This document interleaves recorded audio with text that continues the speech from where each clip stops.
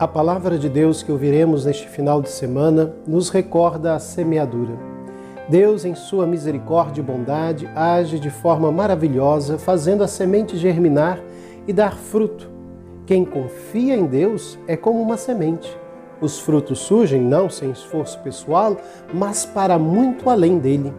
Quando colocamos nossa vida nas mãos de Deus, como fez Jesus, sentimos a ação misericordiosa de Deus em nossa vida, um Deus que faz gerar frutos. Depositemos a nossa confiança em Jesus, que lançou a semente do reino de Deus. Colaboremos para que essa semente cresça, produza frutos de amor, solidariedade, de justiça.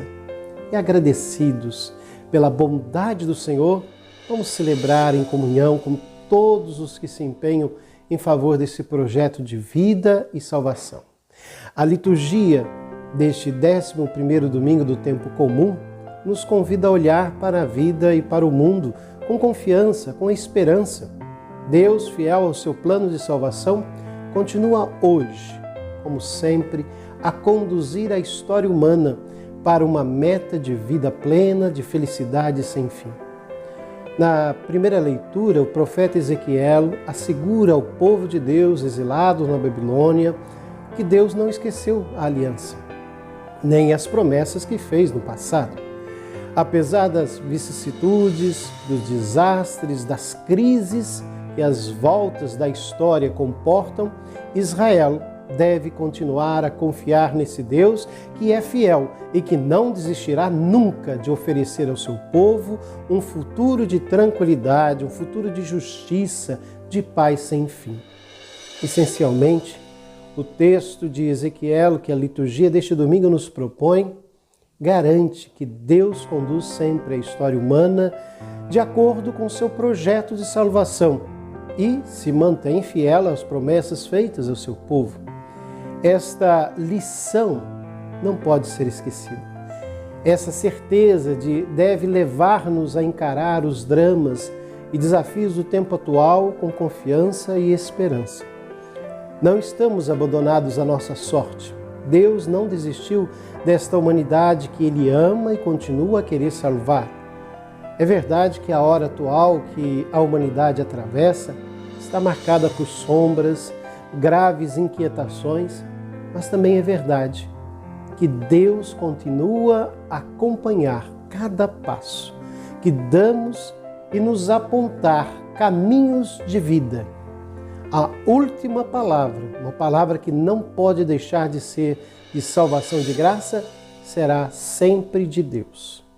Ancorados nessa certeza, temos de vencer o medo, o pessimismo que por vezes nos paralisam e dar aos homens e mulheres, nossos irmãos e irmãs, um testemunho de esperança, de serena confiança. Hoje também a parábola é um convite à esperança, à confiança e à paciência. Nos fatos aparentemente irrelevantes, na simplicidade e normalidade de cada dia, na insignificância dos meios se esconde o dinamismo de Deus que atua na história e que oferece a cada um de nós caminhos de salvação.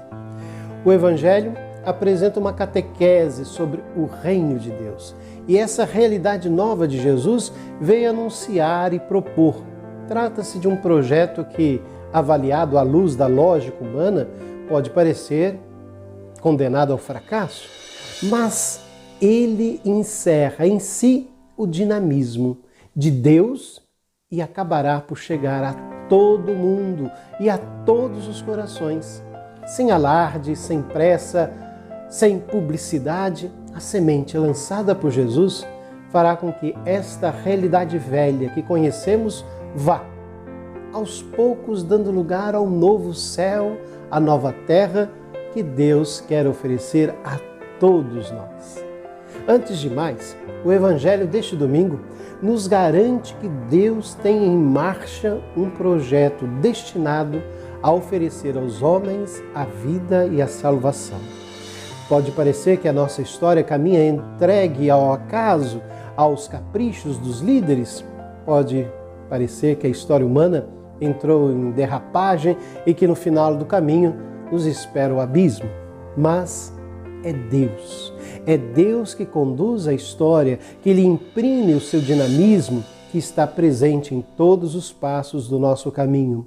Deus caminha conosco e garante, nos leva pela mão ao encontro de um final feliz.